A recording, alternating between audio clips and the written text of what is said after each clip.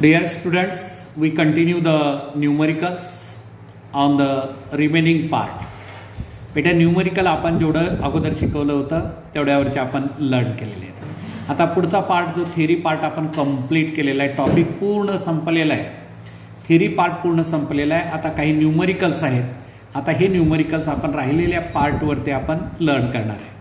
तर 44 नंबरचा numericals critical velocity of A satellite, म्हणजे क्रिटिकल वेलॉसिटी किंवा ऑर्बिटल वेलॉसिटीवरचा हा प्रॉब्लेम आहे. Critical velocity of a satellite orbiting around the earth at a distance of 8r from surface. काय बेटा, सरफेसपासूनचं distance आपण हाईट घेतो, तर ती height h1 is equal to 8r आणि त्याच्यावरती क्रिटिकल स्पीड त्यावेळेस जी आपल्याला दिलेली आहे ती किती 2.5 किलोमीटर पर सेकंदमध्ये दिली. Critical velocity of another satellite orbiting at a height of 15r म्हणजे h2 इज इक्वल टू किती 15r.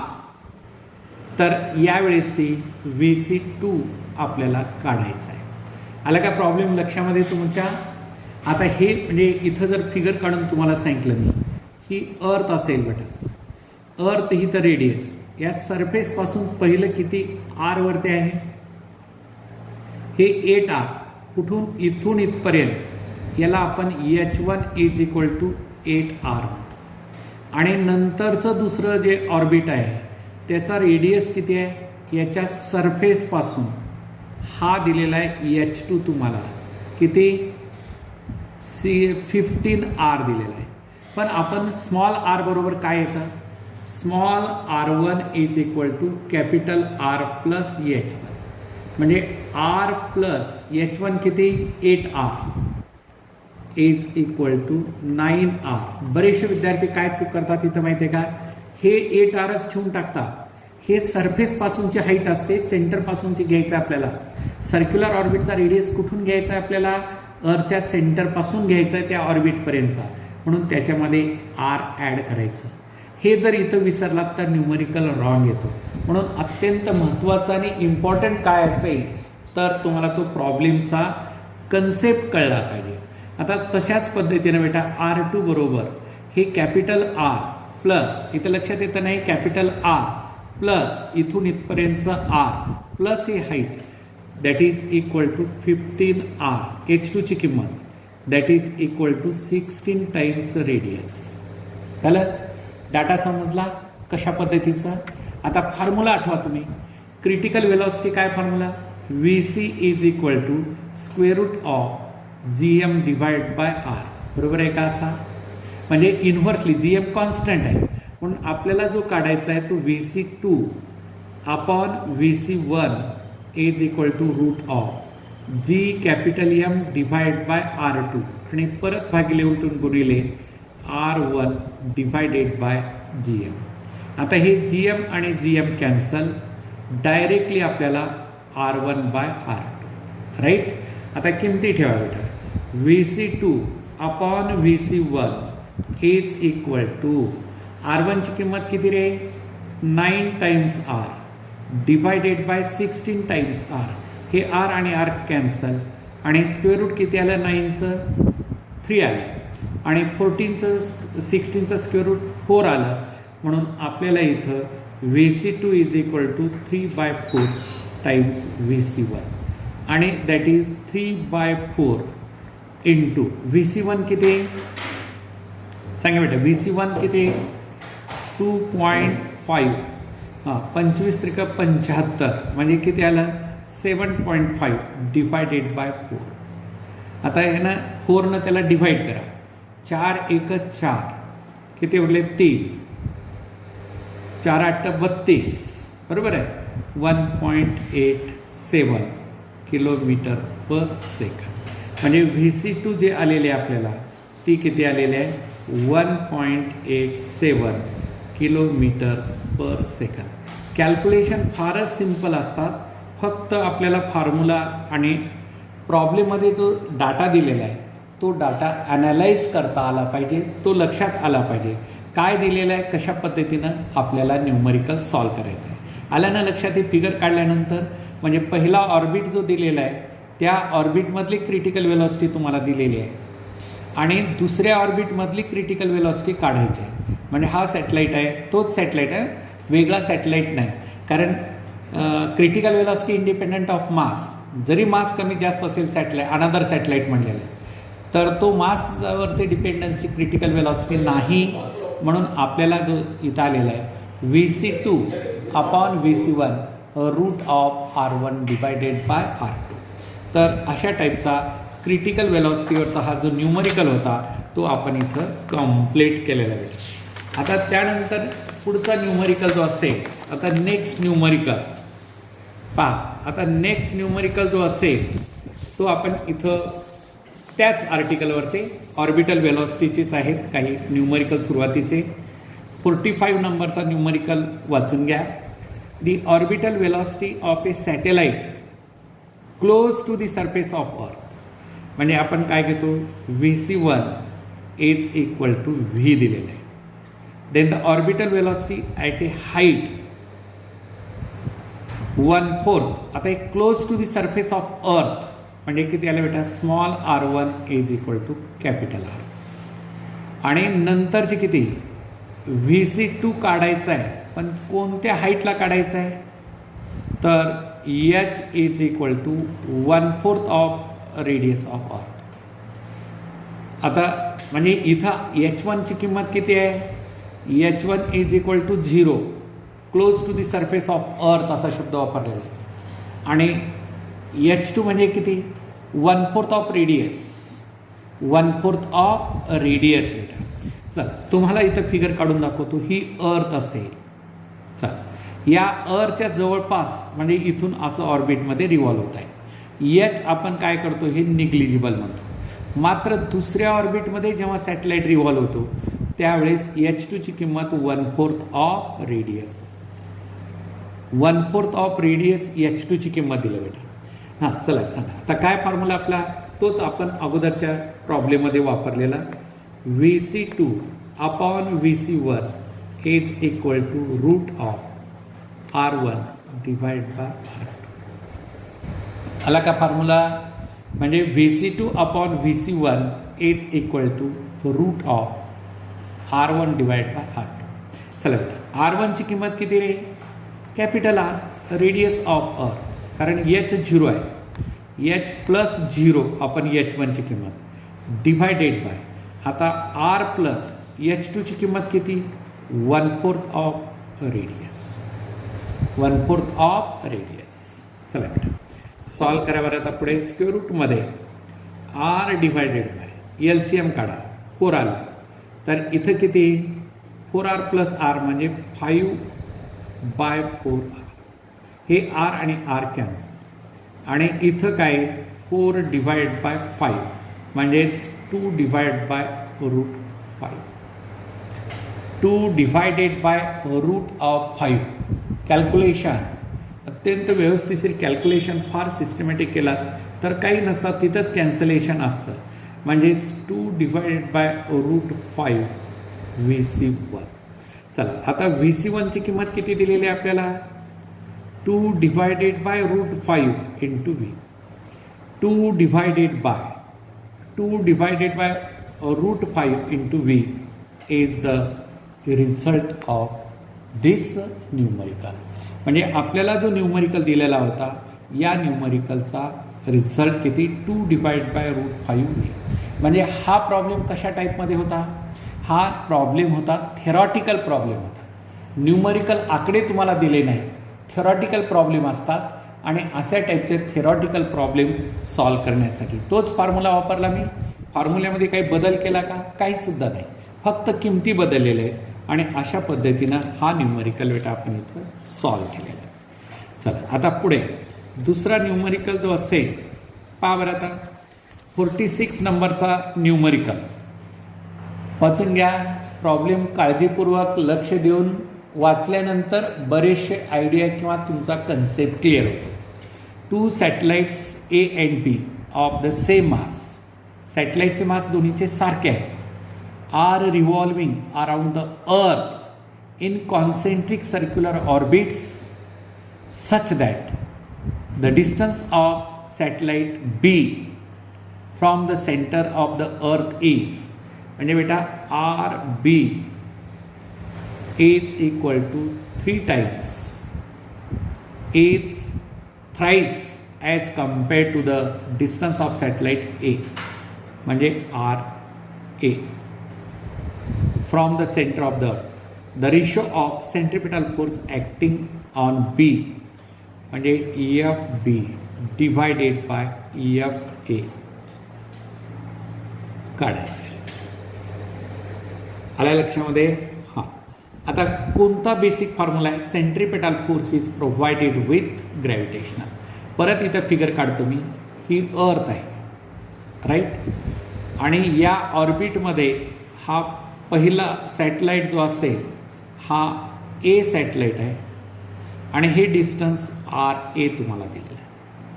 आणि दुसरा सॅटेलाइट बी सॅटेलाइट आहे, तो वेगळ्या ऑर्बिटमध्ये रिव्हॉल्व होतं. याचं डिस्टन्स हे बी सॅटेलाइट आहे. हे इथून या ओरिजिनपासून इथपर्यंतचं डिस्टन्स RB दिलेलं आहे. आता ह्या दोन्हीमध्ये काय वेगळेपण आहे? फक्त डिस्टन्स वेगळं आहे आणि दोन्ही सॅटेलाइटचे मासेस सेम आहेत. सॅटेलाइटचे मासेस सेम आहे. आता सेंट्रिपेटल फोर्स इज प्रोव्हाइडेड आणि ते दोन्ही सॅटेलाइट अर्थच्या भोवताली, म्हणजे अर्थचं मास कॅपिटल एम, पहिल्या सॅटेलाइटचं मास MA, दुसऱ्या सॅटेलाइटचं मास MA, हे दोन्ही सारखेच आहेत. तर ratio of centripetal force B to A म्हणजे आता आपल्याला बेसिक फॉर्म्युला काय? Centripetal force is provided with the gravitational force. Centripetal force म्हणजे बेटा centripetal force is equal to gravitational force. हा आठवला पाहिजे. म्हणजे जी अर्थचं मास कॅपिटल एम, सॅटेलाइटचं mass small M divide by RA square. A square. बाकी अर्थचं मास सॅटेलाइटचं दोन्ही सारखंच आहे. आणि मग पहिलं जे असेल हे ए सॅटेलाइटबद्दलचा ग्रॅव्हिटेशनल फोर्स म्हणजे सेंट्रिपेटल फोर्स घेतला. आता बीचं जर घेतला centripetal force for B is equal to gravitational force of attraction between earth and satellite B G capital M small M divide by RB square. आल्या लक्षामध्ये? कारण हे दोन्ही सारखेच आहेत, मास सारखंच आहे, म्हणून या दोन्हीचा रेशो घेतो बेटा. FB divide by FA is equal to RA upon RB चा square. Inversely proportional to square of distance. Inversely proportional FB आहे, RB इन्व्हर्सली, FA आहे, RA इन्व्हर्सली प्रोपोर्शनल आहे. म्हणजे डायरेक्टली प्रोपोर्शनल आहे का इन्व्हर्सली प्रोपोर्शनल आहे हे अत्यंत महत्त्वाचं या ठिकाणी. बरेचसे विद्यार्थी काय सेंट्रिपेटल फोर्स म्हटलं की ME स्क्वेअर अपॉन Rच म्हणतात. इथं V दिले का तुम्हाला? नाही. कसं वापरता येईल तो फॉर्म्युला? म्हणजे तो फॉर्म्युला V दिलेला नसल्यामुळे वापरता येत नाही. मी काय केलं, सेंट्रिपेटल फोर्स आणि ग्रॅव्हिटेशनल फोर्स हे बॅलेन्स होतात, म्हणून सेंट्रिपेटल फोर्स काढायचा असेल तर ग्रॅव्हिटेशनल फोर्स काढला पाहिजे. आणि हे दोन्ही फोर्सेस काय होतात? एकमेकाशी बॅलेन्स होतात आणि सेंट्रिपेटल फोर्स आणि ग्रॅव्हिटेशनल फोर्स बॅलेन्स झाले आहेत म्हणून इक्वेट केलं. चला आता पुढे आपल्याला जो डाटा दिलेला आहे तुम्हाला ना, तो डाटा इथं ठेवून टाका. कोणता डाटा दिलेला आहे सांगा बरं मला? RB is equal to 3 times RA. जिथं RB आहे तिथं काय ठेवणार तुम्ही? 3 times RA.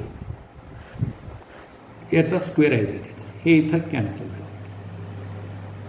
Is equal to 1/3चा स्क्वेअर किती आला? 9 आला. म्हणजेच तुम्हाला FB divided by FA is equal to 1:9 आहे का? ऑप्शनमध्ये पहा, चेक करा. FB divided by FA is equal to FB divide by FA is equal to 1:9. म्हणजे प्रत्येक न्यूमरिकल लर्न करायचं असेल तर त्याची फिगर काढायचा. काय आपल्याला कन्सेप्ट आपण लर्न केलेला आहे? आणि नंतर योग्य वेळी फॉर्म्युला आठवला पाहिजे. समजा कुठं काही अडचण वाटत असेल तर फिगर काढा. फिगर काढून पुढे ठेवल्यानंतर पटकन तुम्हाला आयडिया येते की हा प्रॉब्लेम कशा पद्धतीनं आपल्याला सॉल्व करता येऊ शकतो. तर हा झाला बेटा अत्यंत महत्त्वाचा प्रॉब्लेम आहे, एक्झामला पडू शकेल, कारण बरेचसे विद्यार्थी याला डायरेक्शन वेगळ्या पद्धतीनं जातात. म्हणून अशा टाईपचा न्यूमरिकल आपल्याला सॉल्व करायचा असेल तर या पद्धतीनं त्याला सॉल्व केलं पाहिजे. आता चला बेटा पुढे. आता प्रॉब्लेम नंबर 47. प्रत्येक प्रॉब्लेम लक्ष देऊ, कॉन्सन्ट्रेशन, काहीतरी वेगळा अनुभव देऊन जाणाराच problem. If the orbital radius of the moon is, आता मूनसाठी रेडियस आपण REM is equal to 3.84 into 10⁸ metre, म्हणजे ऑर्बिटल रेडियस ऑफ मूनचा ऑर्बिटल रेडियस आहे. अर्थ आणि मूनमधलं डिस्टन्स एवढं दिलं बेटा. अँड पिरियड, आता याला TEM मूनचा पिरियड म्हणतो, हा 27 डेज दिलेला आहे, right. Then the orbital radius of communication satellite, orbital radius of communication satellite is to be calculate. Then the orbital radius of communication satellite placed in orbit above the equator will be. बेटा आता याला communication satellite म्हटल्यानंतर मी तुम्हाला काय सांगितलं होतं, त्याचा time period 1 day, 24 hour is equal to 1 day. तुम्हाला आठवत असेल मी हे सुद्धा क्लिअर केलं होतं तुम्हाला थिअरीच्या वेळेस की टाईम पिरियड देत नाही. कम्युनिकेशन सॅटेलाइट म्हटल्यानंतर आपल्याला डेफिनेशन लर्न केलेलं आहे. अ satellite whose time period is 24 hours, whose time period is 24 hours, that is equal to 1 day. आता इथं डेमध्ये दिलेलं आहे म्हणून मी 1 डे घेतलं, 24 आवर घेतलं नाही. तर सांगा आता हा प्रॉब्लेम कोणत्या आर्टिकलवरचा आहे, आठवा बरं थोडंसं थिअरी, आणि मग क्लिअर झालं पाहिजे की कोणत्या आर्टिकलवरचा न्यूमरिकल आपल्याला दिलेला आहे. तर हा न्यूमरिकल आहे Kepler's third law of planetary motion.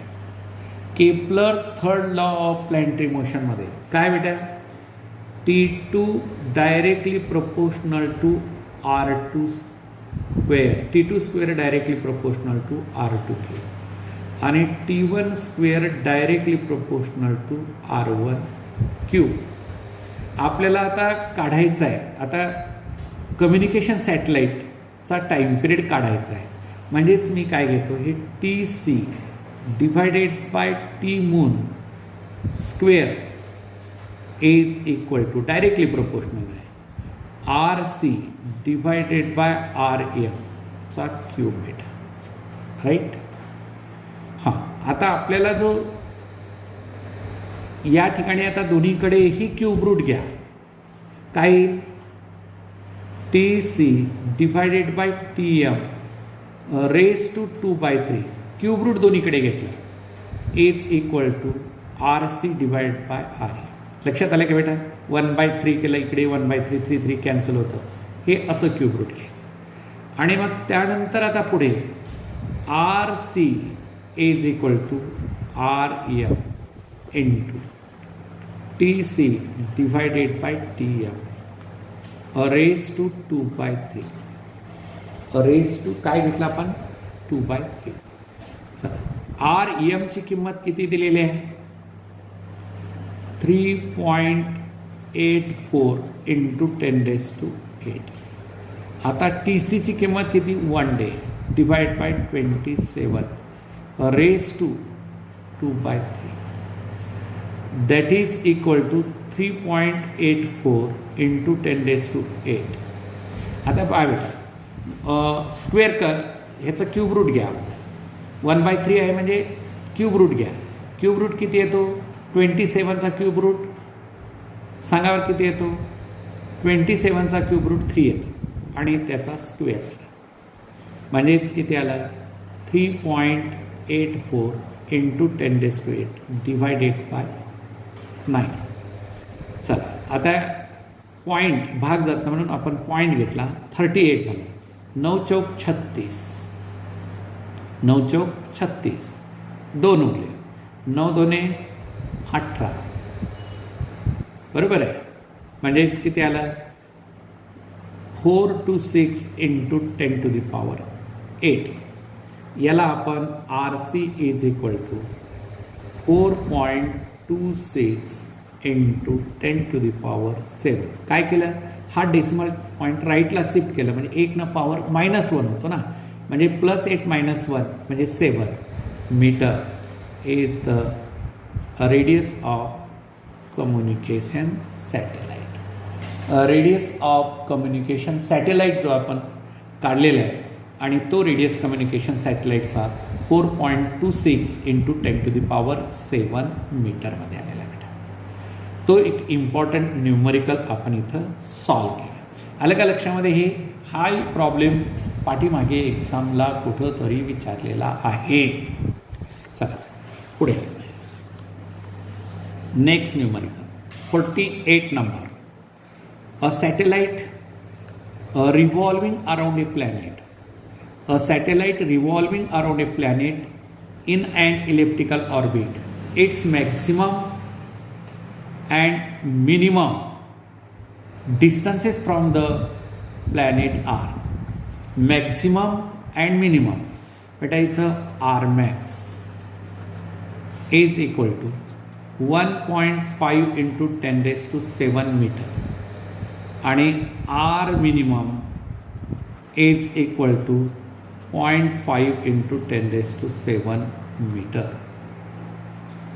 If the speed of the satellite at farthest पॉईंटला किती मिनिमम स्पीड असते आणि ती दिलेली आहे आपल्याला किती 5 किलोमीटर पर सेकंद. तर नियरेस्ट पॉईंटची स्पीड मॅक्स असते ती काढायची. हां, आता आपण केपलर्स लॉज ऑफ प्लॅनेटरी मोशनमध्ये काय लर्न केलं होतं? हा आपला elliptical orbit. Sun is at one of the foci आपण असं म्हणलं. हे इथून इथपर्यंतचं आर मिनिमम डिस्टन्स आणि हे आर मॅक्स डिस्टन्स. इथले डिस्टन्स, इथली स्पीड जी असेल ती मिनिमम आणि इथली स्पीड असेल ती मॅक्सिमम असते. By the law of conservation of angular momentum आपण एरियल व्हेलॉसिटीचं जे article Kepler's laws of planetary मोशनमध्ये एरियल व्हेलॉसिटी, तो व्हिडिओ परत एक वेळेस पहा. तर इथे येतं बेटा व्ही मॅक्स आणि इथं R minimum is equal to V minimum R max. हा असा फरक आहे. By the law of conservation of angular momentum. By the law of conservation of angular मोमेंटमनुसार व्ही मॅक्स आर मिनिमम. कारण काय हे टोटल अँग्युलर मोमेंटम ऑर्बिटमध्ये constant असतं. आता तुम्हाला जर काही विद्यार्थ्यांना वाटत असेल इथं कसं आलं तर मी सांगतो L1 is equal to L2. Angular momentum I directly formula mRv is equal to mRv. इथं R1 V1, इथं मास तेच आहे R2 V2. म्हणजे एम कॅन्सल झालं, सॅटेलाईटचं मास सारखंच आहे. आता हे काय मिनिमम डिस्टन्स, कारण इन्व्हर्सली प्रोपोर्शनल येतं बेटा. V1 by V2 is equal to R2 by R1 आहे का नाही. V inversely proportional to R. म्हणजे व्हेलॉसिटी मॅक्सिमम असेल तर डिस्टन्स मिनिमम असतं आणि डिस्टन्स मॅक्सिमम असेल तर व्हेलॉसिटी मिनिमम असते. याला म्हणतात law of conservation of angular momentum. आपल्याला पुढच्या टॉपिकमध्ये आपल्याला लर्न करायचं आहे रोटेशनल मोशन. रोटेशनल डायनामिक्स नावाचा टॉपिक आहे आणि त्यामध्ये हे आपण तिथं लर्न करणार आहे. आता आपल्याला काढायचं आहे काय बेटा व्ही मॅक्स काढायचं आहे. तर इथं formula V max is equal to R max divided by R minimum into V minimum. चला ठेवा R max 1.5 into 10⁻⁷. V minimum 5 kilometre divided by 0.5 into 10⁷. 0.5 into 10⁷. आलं लक्षामध्ये. आता बेटा हा 10⁷ इथं कॅन्सल आणि हा डेसिमल पॉईंट इथं कॅन्सल, 5 कॅन्सल. म्हणजेच किती आलं? कॅल्क्युलेशन फार सिम्पल आहे. That is 15 kilometre per second. V max जे असेल ते किती आलं? 15 kilometre. 15 kilometre per second is the result of this numerical. Do you understand here clearly? Basic formula Vmax R minimum is equal to V minimum R max. हे अशा टाईपचा formula law of conservation of linear momentum वरचा जो formula होता तो Kepler second law of planetary मोशनवरचा हा numerical आहे. तर या पद्धतीने याची फिगर अशा पद्धतीनं क्लिअर अंडरस्टँडिंग तुम्हाला झालं पाहिजे. चला आता 48 नंबर आपण क्लिअर केलं. चला 49 नंबरचा न्यूमरिकलकडे आपण टर्न होऊया. तोही अत्यंत महत्त्वाचा आहे आणि एक्झामला विचारलेला. बरेचसे न्यूमरिकल्स आपण एक्झामला विचारलेले दिसायला फार सोपे वाटतात, पण थोडे बेसिक कन्सेप्ट कुठंतरी त्याचा एक बेसिक कन्सेप्टवरती डिपेंडन्सी असतात. तर यामध्ये आता काय दिलेलं आहे? The angular momentum of the earth, angular momentum of the earth revolving around the sun is proportional to, आत्ताच मी रेफरन्स घेतला होता, angular momentum is proportional to r raised to n, where r is the distance between earth and the sun. The value of n is, value of n is. आता बेटा angular momentum जो असेल तर तुम्हाला मी सांगितलं तर angular momentum M R V directly proportional to R raise to N. पहा आता जो फॉर्म्युला आपण घेतला होता ना, M R V directly proportional to R raise to N. आता परत काय करूया आपण, M R V is equal to constant. आता प्रोपोर्शनॅलिटी साईन मी रिमूव्ह केलं तर एक कॉन्स्टंट घेतो आणि तो म्हणजे के घेतला, where K constant of proportionality. चला एम आर. आता व्ही म्हणजे काय? क्रिटिकल ऑर्बिटमधली वेलॉसिटी, याला व्ही सी म्हणा. तर व्ही सीची किंमत G M divide by R. Critical velocity G असेल ती काय आली? V C is equal to root of G M upon R is equal to K into R S to N. Right. आता बेटा आरला मध्ये नाही, एम रूटमध्ये capital G M R square divide by R is equal to K into R S to N. एक आर इथलं cancel झालं. आता याला असं लिहा, M root of G M into root of R is equal to K into R S to N. आता बेटा ही पॉवर आहेत ते इक्वेट करायचे, म्हणजेच किती आलं सांगा बरं मला. आता R S to N is equal to R S to 1/2. हे लक्षात आलं, रूट म्हणजे पॉवर 1/2. तर N is equal to 1/2 is equal to 0.5. N is equal to 1/2 is equal to 0.5. म्हणजे प्रॉब्लेम फार सिम्पल आहे, फक्त सिम्पल मॅथमॅटिक्स आपल्याला इथं जमलं पाहिजे. हेच इम्पॉर्टंट आहे या न्यूमरिकलमध्ये. जे मॅथमॅटिकल पार्ट असतो, परत एक वेळेस मी रिपीट करतो, प्रॉब्लेम सिम्पल आहे. अँग्युलर मोमेंटम फॉर्म्युला आता इथं लक्षात घ्या. Angular momentum is equal to mrv. Angular momentum is equal to mrv. Now this angular momentum is directly proportional to r raised to n. Angular momentum is directly proportional to r raised to n. Other where proportionality mrv आहे ना बेटा, equal to sign आपण remove केलं आहे, constant घ्यायचं K. आणि V C म्हणजे critical velocity already आपण लर्न केलेलं आहे. V C is equal to square root of G M divide by R घेतला. आर रेडियस आहे, इथं स्मॉल आरच्या ठिकाणी त्यांनी कॅपिटल आर दिले. Radius of the orbit is capital R म्हणलेलं आहे, म्हणून इथं ही किंमत ठेवली. आणि आता सिम्पल मॅथमॅटिक्स केलं, हे एम ॲज इट इज. आरला स्क्वेअर रूटमध्ये गेल्यानंतर स्क्वेअर होतं, हा स्क्वेअर आणि इथला एक आर कॅन्सल झाला. Is equal to K R S to M. मग M root of G M into root R split करून लिहिलं आहे, याला सेपरेट केलं स्क्वेअर रूट, असं करता येतं मॅथमॅटिक्सच्या रूलनुसार. आणि मग K into R S to M. आता दोन्हीही म्हणजे हे बाकी सर्व कॉन्स्टंट आहेत, हे कॉन्स्टंट आहे, हे कॉन्स्टंट आहे. व्हेरिएबल काय आहे इथं, बदलणारं काय, आर आहे.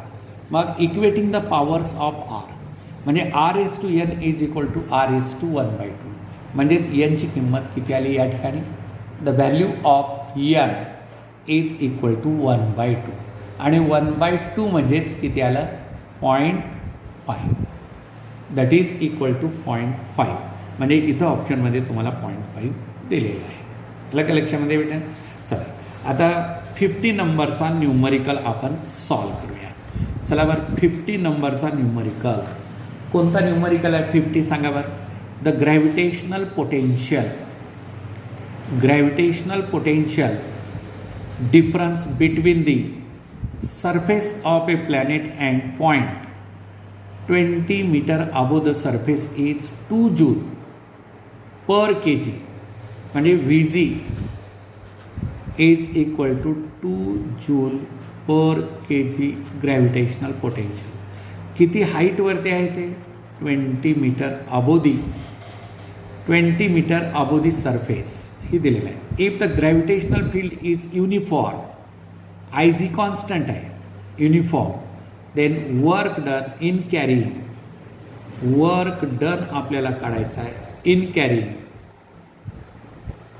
5 kg, small M is equal to 5 kg body at a height of H1 is equal to 4 मीटरवरती.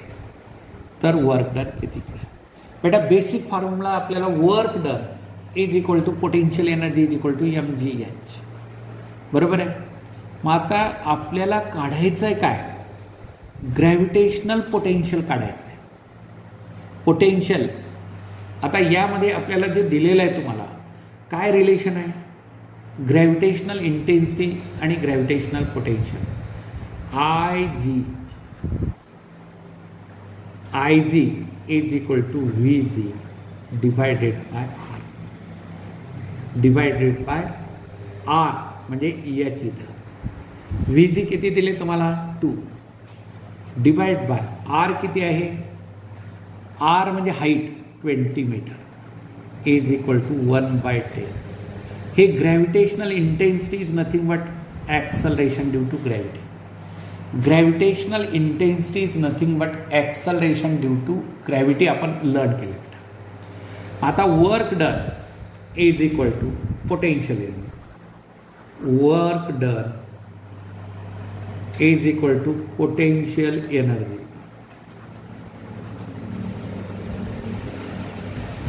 आणि potential energy is equal to mgh, mass m, g into height h. h किती आहे 4 metre, right. बॉडीचं mass 5 kg. Acceleration due to gravity g 1/10 घ्या इथं काढलेली आणि ती constant म्हणली into 4 and that is equal to 20 divide by 10 is equal to 2 joule of work is to be done. How much amount of work is to be done? 2 joule of work is to be done. म्हणजे तेवढं बेटा हे relation between gravitational potential आणि gravitational intensity याच्यावरचा हा numerical आहे. म्हणजे थोडंसं मुलं दुर्लक्ष करणारा एखादा प्रॉब्लेम असेल तर तो लक्ष ठेवायचा आणि work done W is equal to 2 joule of work. 2 joule of work is to be done to lift 5 kg body to a height of 4 meter above the surface of that planet. Above the surface of that planet. Next numerical, आता numerical number 51. चला बरं काय 51 नंबरचा numericals. 2 satellites, 2 small and heavy spheres, 2 small and heavy spheres, each of mass m, are placed at a distance r apart on a horizontal surface. Then the gravitational field intensity at the midpoint of the line joining the center of the spheres. Center of the spheres, 2 small and heavy spheres, each of mass small m. आता बेटा हा एक आहे sphere आणि हा दुसरा sphere. 2 small and heavy spheres each of mass small M, दोन्हीचं mass सारखं आहे. Place at a distance R apart on a horizontal surface, हे दोन्हीमधलं डिस्टन्स आर आहे. Then the gravitational field intensity at the mid point, म्हणजे मिडलला, at the midpoint of the line joining the center of the spheres is. Joining at the center of the spheres is. काय असेल बेटा? आता या याच्यानं gravitational intensity इकडे IG1 vector आणि या स्पियरने याच्यावरती केली IG2. तर हे दोन्ही काय equal in magnitude and opposite in direction, and so therefore here I resultant is equal to IG minus IG is equal to 0. हा जो असेल, आता आपण IG1 IG2 घेतला, हे दोन्ही सारखे असल्यामुळे IG minus IG is equal to 0. Gravitational intensity at the centre ही देते, पण ग्रॅव्हिटेशनल पोटेन्शियल 0 होत नाही. आता मी इथं ग्रॅव्हिटेशनल इंटेन्सिटी मी तुम्हाला दिलेलं आहे आणि एक्झाममध्ये ग्रॅव्हिटेशनल पोटेन्शियल म्हटलं आणि 0 दिलं, येत नाही बरं का. आता ग्रॅव्हिटेशनल पोटेन्शियल म्हणजे ही R/2 आणि हे सुद्धा R/2. तर या ठिकाणी व्हेक्टॉरिकल एडिशन इथं V is equal to V1 plus V2. Scalar quantity बेरीज करायची, काय येतं GM divided by R/2 plus GM divide by R/2. तर किती आलं 2GM by R plus 2GM by R, that is 4GM by R. हे potential आहे बरं का. इंटेन्सिटी तुम्हाला विचारलेलं आहे, पण ॲडिशनल नॉलेजसाठी मी पोटेन्शियल जर विचारलं असतं, परीक्षेमध्ये काही विचारू शकतात, आपल्याला कन्सेप्ट क्लिअर झाला पाहिजे ना. म्हणून ग्रॅव्हिटेशनल इंटेन्सिटी 0 कशामुळे, इंटेन्सिटी 0 व्हेक्टर क्वांटिटी असल्यामुळे. इंटेन्सिटी 0 हे कशामुळे झालं, व्हेक्टर क्वांटिटी असल्यामुळे. पण पोटेन्शियल हे स्केलार क्वांटिटी आहे, त्या ठिकाणी त्याचं ॲडिशन होतं, सबट्रॅक्शन होत नाही. म्हणून ग्रॅव्हिटेशनल इंटेन्सिटी ॲट द सेंटरला 0 आहे. सेंटरपेक्षा वेगवेगळ्या पॉईंटला असेल तर 0 होत नाही, एक वाढते दुसरी कमी होते, सबट्रॅक्शन होतं. म्हणून ग्रॅव्हिटेशनल इंटेन्सिटी ॲट दोन्ही मासेस सारखे असल्यामुळे मिड पॉईंटला ग्रॅव्हिटेशनल इंटेन्सिटी जी असेल ती ग्रॅव्हिटेशनल इंटेन्सिटी 0 असू शकत नाही. ती 0 असू शकत नाही, पण ग्रॅव्हिटेशनल इंटेन्सिटी मिड पॉईंटला 0 असते, पण अदर दॅन मिड पॉईंटला 0 असू शकत नाही. आणि पोटेन्शियल कोणत्याही पॉईंटला 0 असत नाही, कारण ती स्केलार क्वांटिटी आहे आणि स्केलार क्वांटिटीचं डायरेक्ट ॲडिशन घेतो. चला आता नेक्स्ट न्यूमरिकल 52 नंबरचा न्यूमरिकल. चला बघ रीड करा. Numerical number 52. What is the minimum energy required to launch a satellite of mass small m from the surface of earth of radius capital R in a circular orbit at an altitude of 2r. Altitude of 2r. What is the minimum energy required to launch a satellite of mass small m from the surface of the earth अर्थच्या सरफेसपासून कुठपर्यंत यायचं आहे, circular ऑर्बिटचं height म्हणजे बेटा आता इथं आहे, ही अर्थ आहे असं प्रॉब्लेम समजून. आता या सरफेसवर ते satellite what minimum energy required to launch a satellite of mass small M I, इथं याला इथून किती हाईट वरते, H is equal to 2r वरती नेण्यासाठी किती एनर्जी लागते. आता अर्थच्या सरफेसला हा बाउंड आहे, त्याची एनर्जी आपण घेतली E1 आणि इथं असतानाची एनर्जी घेतली E2. तर या दोन्हीमधला डिफरन्स आपल्याला घ्यावा लागेल. what is the minimum energy required to launch a satellite of mass small m from the surface of earth.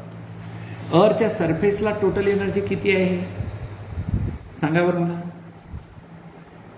Minus G capital M small M upon R, ही एवढी एनर्जी आहे अर्थच्या सरफेसला. आणि त्या हाईटला नेण्यासाठी त्या ऑर्बिटमधली एनर्जी किती आहे, E2 is equal to minus G capital M small M divide by 2 times small R, आणि that is equal to minus G capital M small M divide by 2 into R plus 2r. Altitude असा शब्द वापरलेला आहे. Altitude म्हणजे काय असतं, height. 2r म्हणजे किती आलं बेटा हे, minus G capital M small M divided by 2r plus r 3r into म्हणजे इथं 6r. ही एनर्जी त्या ऑर्बिटमध्ये. मग किती एनर्जी लागते म्हणजे delta E difference, delta E is equal to E2 minus E1. Energy कोणत्या ऑर्बिटची जास्त आहे, हायर ऑर्बिटची एनर्जी जास्त आहे, लोअर ऑर्बिटची एनर्जी कमी असते. निगेटिव्ह साईन नाही इथं, हे तुम्हाला इथं क्लिअर झालं पाहिजे. आलं का लक्षामध्ये. तर बेटा आता E2 ची किंमत किती, minus G capital M small M divided by 6r, हे मायनस, आणि E1 minus minus minus plus G capital M small M divide by R. Common काढा, काय G capital M small M upon R मी common काढा, 1 minus 1 by 6 and that is equal to, चला calculate करा, LCM किती येईल 6.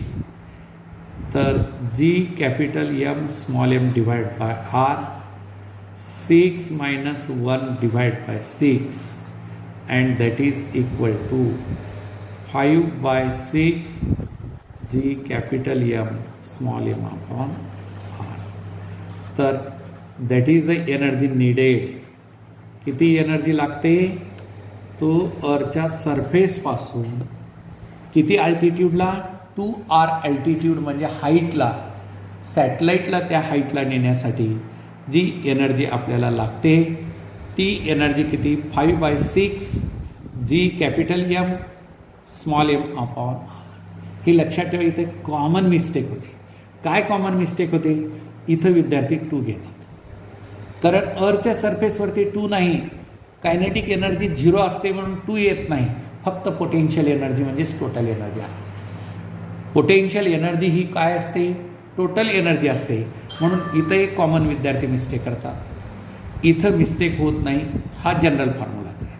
मग दोघांची बेरीज म्हणजे कुठं काय चूक होते हे जर थोडंसं पॉईंट आऊट केलात तुम्ही तर ते लक्षात ठेवायचं आणि तेवढी चूक आपण करायची नाही. आणि मग अशा पद्धतीनं न्यूमरिकल सॉल्व करत जायचं. म्हणजे प्रत्येक न्यूमरिकलला त्याची स्वतःची आयडेंटिटी असते. म्हणजे अशा टाईपचे काही न्यूमरिकल जे असतात त्या एका ऑर्बिटमधून दुसऱ्या ऑर्बिटमध्ये थोडंच म्हणलेलं आहे आपल्याला. तर अर्थच्या सरफेसपासून समजा एका ऑर्बिटमधून दुसऱ्या ऑर्बिटमध्ये म्हणलं असतं तर मात्र दोन्हीकडे ठिकाणी 2r आलं असतं. कारण ऑर्बिटमध्ये रिव्हॉल्व होत असेल तर त्याला total energy kinetic plus potential असते. हे मात्र इथं लक्षात घेतलं पाहिजे. तर हा न्यूमरिकल जो असेल तो अत्यंत सिस्टमॅटिक व्यवस्थित तुम्हाला क्लिअर झाला पाहिजे. ओके, तर ठीक आहे बेटा, आपण इथं थांबूया. आता याच्यानंतर पुढचा न्यूमरिकल जो असेल तो परत आपण लर्न